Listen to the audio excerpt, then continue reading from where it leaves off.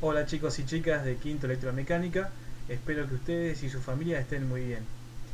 Vamos a empezar una nueva clase en la etapa 11 de máquinas eléctricas y automatismos. En la clase de hoy vamos a ver el origen de las pérdidas en un transformador. Existen tres tipos fundamentales de pérdidas en un transformador: por efecto Joule, por corrientes parásitas, también llamadas corrientes de Foucault, y por el ciclo de histéresis magnética, siendo las pérdidas por efecto Joule las que se producen en los bobinados del transformador y las corrientes parásitas e histéresis las que se producen en el núcleo ferromagnético del transformador. Empecemos por la conocida ya, el efecto Joule. ¿Qué es el efecto Joule? Es el desprendimiento de calor al circular corriente eléctrica a través de un conductor, cosa que en una máquina eléctrica no es de mucha utilidad, ya que ese calor desprendido a la atmósfera es algo que nosotros no podemos aprovechar. Sin embargo, el efecto Joule puede ser bueno. Por ejemplo, un uso doméstico, los calefactores eléctricos.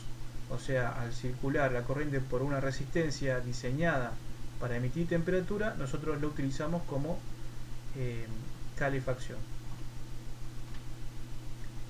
Las corrientes parásitas de Foucault son corrientes inducidas en el material al ser atravesado por un campo magnético variable. O sea, recordemos que los transformadores funcionan con corriente alterna, y la corriente alterna, al circular por los bobinados, establece un campo magnético que es variable y atraviesa al núcleo ferromagnético. Por lo tanto, se inducen estas famosas corrientes parásitas. Fíjense en este gráfico: si tenemos nuestro núcleo ferromagnético representado con este rectángulo gris y el campo magnético simbolizado con este círculo rojo con una X en el medio, en el interior, ese dibujito nos indica el sentido del campo magnético al atravesar este núcleo ferromagnético.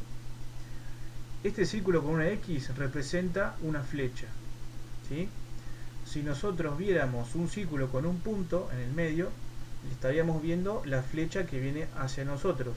En cambio, si vemos una X, como es el gráfico que tenemos ahí en pantalla, estaríamos viendo la cola de la flecha, o sea que la flecha va en dirección a la pantalla. ¿De qué nos sirve esto? Bueno, existe una regla que se llama la regla de la mano derecha, en la cual si nosotros apuntamos con nuestro dedo pulgar en la dirección del campo magnético y giramos nuestros demás dedos de esta forma, el sentido del giro de nuestros otros dedos nos va a dar el sentido de circulación de las corrientes inducidas, que lo pueden ver con las líneas de color azul. Y en este caso, siendo el campo magnético entrante a la imagen, las corrientes inducidas van a ser en sentido horario. Ahora, ¿cómo se minimizan estas pérdidas? Bueno, tenemos dos imágenes en pantalla. A la izquierda tenemos un núcleo ferromagnético macizo y a la derecha tenemos un núcleo compuesto por láminas de sí mismo. Se ha comprobado que en un núcleo macizo se produce una cantidad de corrientes parásitas que va a ser mayor a que si tuviéramos un núcleo ferromagnético laminado, en cuyas láminas también se inducen corrientes parásitas, pero si sumáramos cada una de estas pequeñas corrientes del núcleo laminado, nos daría una corriente resultante que es menor a la del núcleo macizo. De esta forma minimizaríamos las pérdidas en un transformador. Ahora es importante decir que estas láminas no están solamente una al lado de otra, sino que entre medio hay un aislante, que generalmente es un material que se llama mica, que no es conductor obviamente, o también puede aislarse a través de un elemento derivado de la celulosa, como lo es por ejemplo el papel o el cartón. Entonces colocaríamos uno de estos elementos aislantes por medio de las láminas del núcleo. Obviamente todo esto estaría barnizado para que la humedad no afecte la integridad del aislante. Bien, ciclo de histéresis. Para entender cómo se produce el ciclo de histéresis, primero tenemos que recordar la naturaleza de la corriente alterna. Fíjense en estos gráficos. Tenemos unos ejes ortogonales en el cual el eje horizontal nos indica el tiempo y el eje vertical nos indica la variación de tensión o la de corriente. Y fíjense que la corriente alterna tiene forma llamada sinusoidal, en la cual vamos a apreciar que tenemos lo que se llama un semiciclo que es positivo y un semiciclo negativo. Estos dos semiciclos forman lo que se llama un ciclo. Si este ciclo transcurriera a lo largo de un segundo, tendríamos 1 Hz. 50 Hz, que es lo que tenemos en nuestra energía eléctrica en todo el país, quiere decir que estos dos semiciclos transcurren 50 veces a lo largo de un segundo. Por eso 50 Hz. Bien. Ahora sí, analicemos cómo se produce el ciclo de histéresis.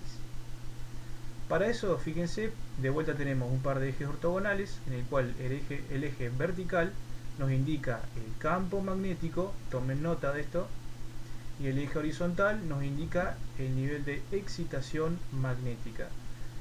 Este nivel de excitación va a depender, entre otras cosas, principalmente de la cantidad de corriente, que si volvemos un poquito para atrás, fíjense que la corriente a lo largo del tiempo va a ir subiendo, luego desciende, pasa por 0, desciende aún más y luego se eleva hasta 0 de vuelta, completando el ciclo. Bien, entonces, si empezamos nuestro semiciclo positivo y aumenta la excitación magnética, también aumentará la cantidad de campo magnético en el material, según indica esta curva, hasta que vamos a llegar a un punto 1 que se llama punto de saturación, en este caso del semiciclo positivo. ¿Pero qué es este punto de saturación? Bueno, para ponerlo en términos más simples, supongamos que tenemos un vaso con agua, ¿sí? Nuestro vaso con agua sería nuestro núcleo ferromagnético. Ahora, ¿qué pasa si nosotros echamos un poquito de azúcar? Nuestro azúcar sería esta excitación magnética. Si nosotros revolvemos, ¿qué va a pasar? El azúcar se disuelve y el agua se vuelve dulce. Ese dulzor del agua sería el campo magnético en el material, en el núcleo. ¿De acuerdo? Ahora, ¿qué pasa si le metemos cada vez más azúcar, revolvemos, se hace cada vez más dulce, hasta que va a llegar a un punto en el que si le echamos tanta azúcar, va a llegar a un punto en el cual el agua ya no puede ser más dulce. Entonces, estamos en presencia de lo que se llama la saturación. A partir de ese punto, si le echamos más azúcar, el azúcar se va a acumular en el fondo y nunca se va a disolver.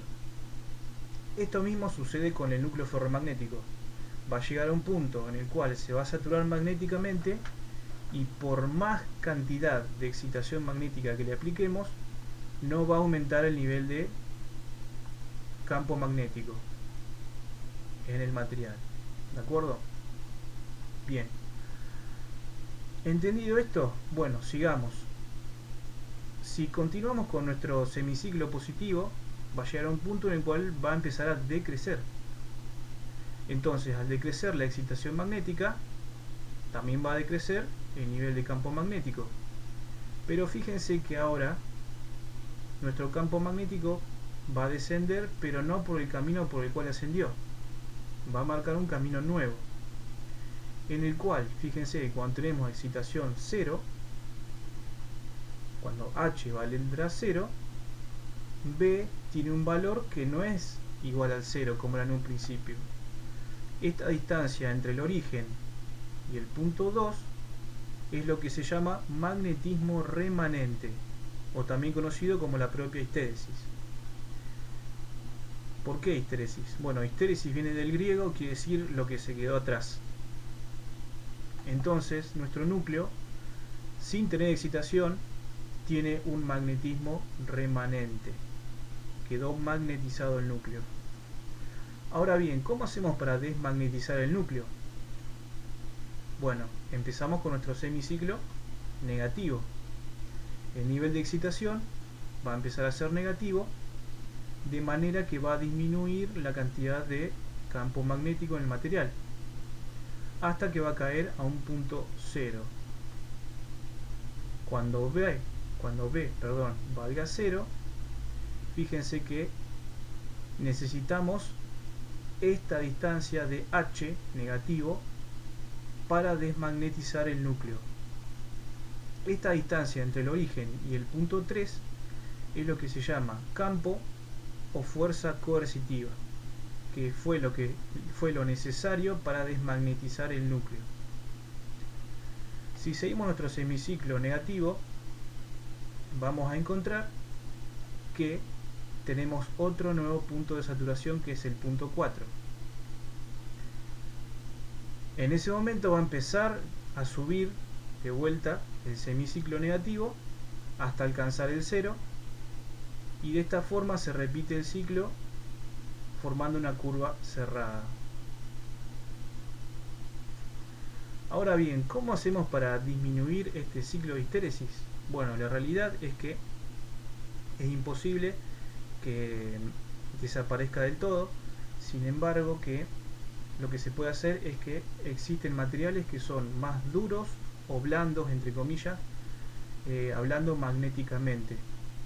Aquellos materiales que son ferromagnéticos blandos, como es la figura marcado con rosa, fíjense que tenemos un magnetismo remanente que es menor al del material duro y requiere una fuerza o campo coercitivo menor para desmagnetizar el núcleo. Bueno, espero que haya sido lo más claro posible.